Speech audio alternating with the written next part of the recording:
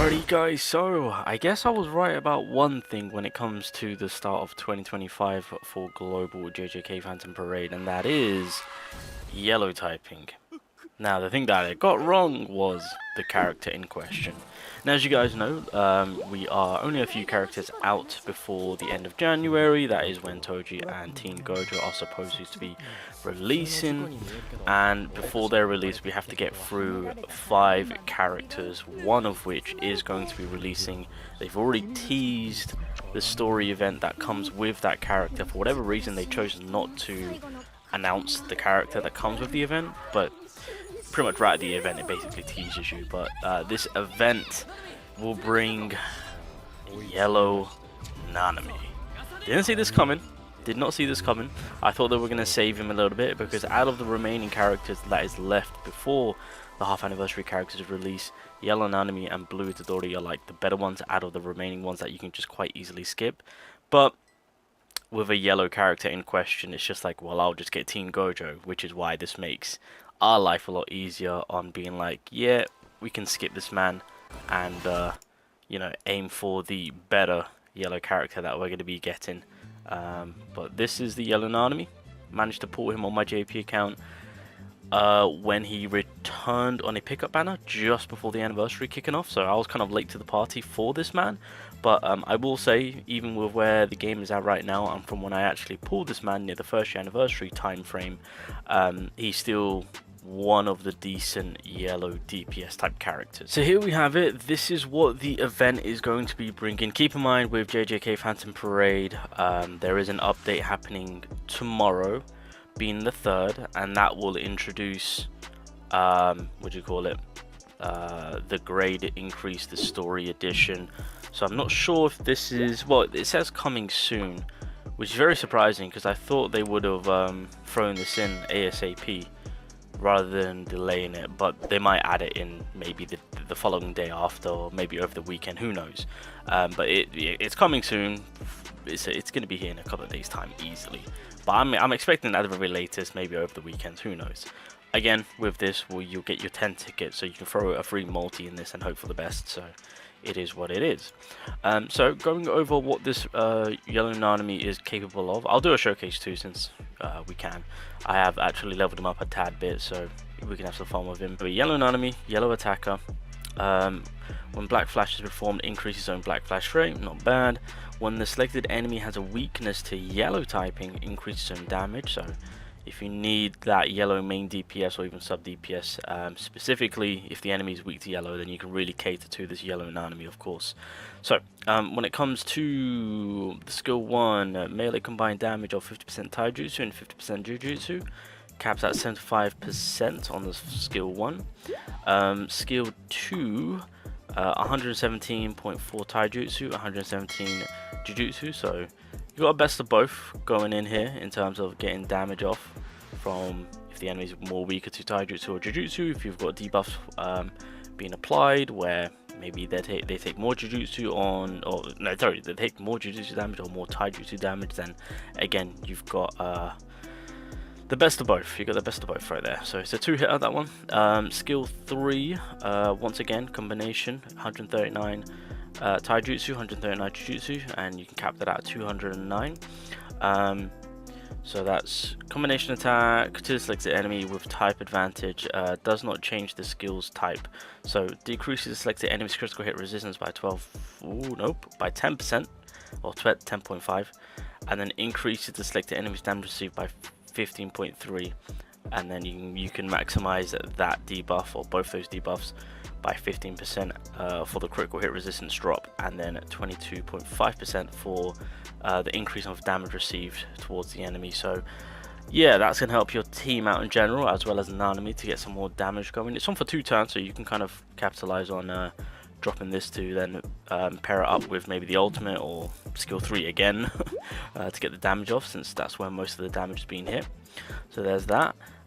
Ultimate this time around, again you got the combination of 124 Taijutsu, 124 Jujutsu. It's a 3-hitter.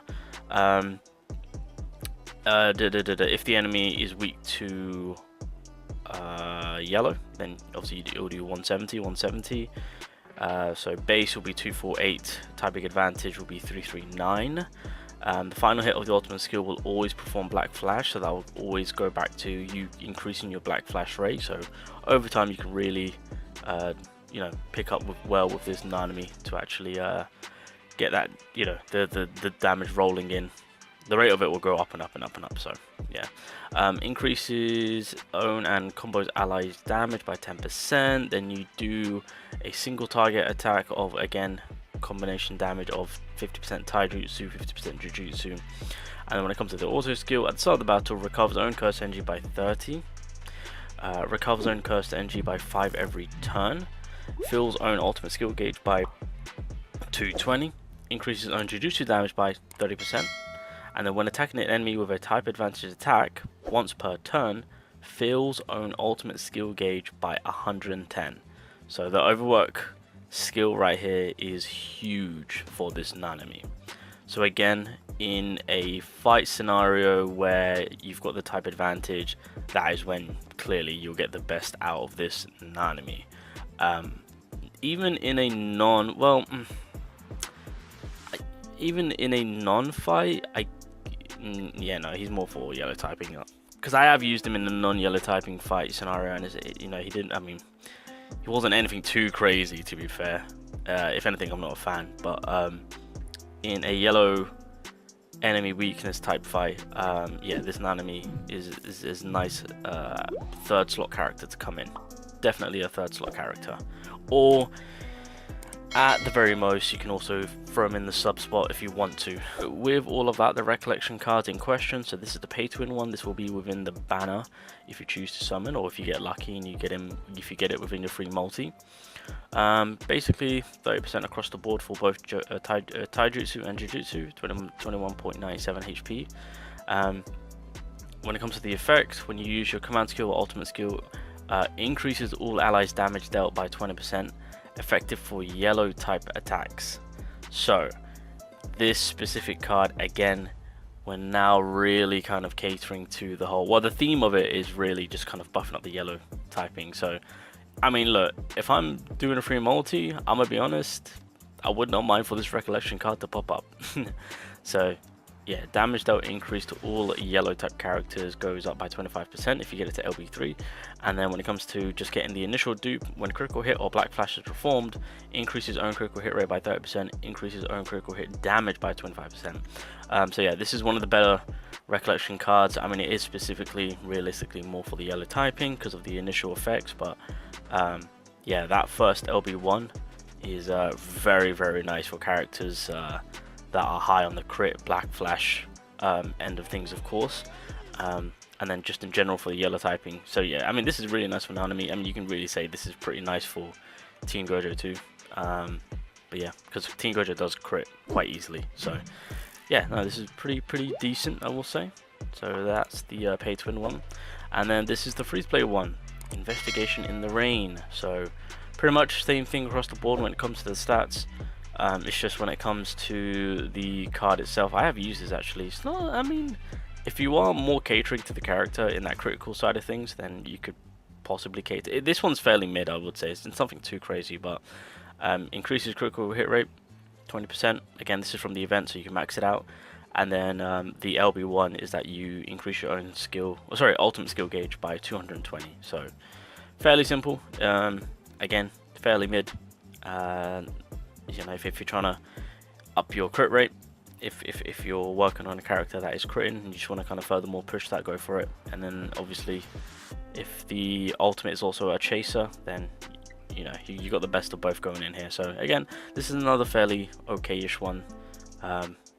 Yeah, pretty mid, but it's usable. I just looked at the timeline, and it seems that this man dropped for Golden Week. Now, in Golden Week, there was a campaign for 1,200 cubes. Now, what's interesting here is JP is getting 1,200 cubes through the New Year's login. So what if Global does something in the lines of providing us with the 1,200 cubes? I hope they do that. I'm not gonna lie, that'd be pretty cool of them. You know, we're in the New Year's. Every day we log on in, we get 300 cubes, maybe mimic that. It's a nice little setup for global to get 1,200. That's all I'm saying. I just saw it pop up there, so you know, there's that. But anyway, you guys, so yeah, that is pretty much what is happening for the next character. There we go, that's the next event. Those are the next characters and recollection cards that we're getting. To be fair, yeah, good recollection cards across the board. But yeah, when it comes to the overtime work, yellow attacking NANAMI, specifically for the yellow typing or for yellow mono, this NANAMI is a decent character to have around for that. But for the most part, he's, I would say, an easy skip, to be fair. Easy skip. But I will say to the paid-to-win players out there, yeah, no, he's a fairly decent sub third slot DPS type character for your mono yellow, if that's something that you want to cater to and build up. There you go. Especially with Team Gojo coming around, something to look forward to, I would say.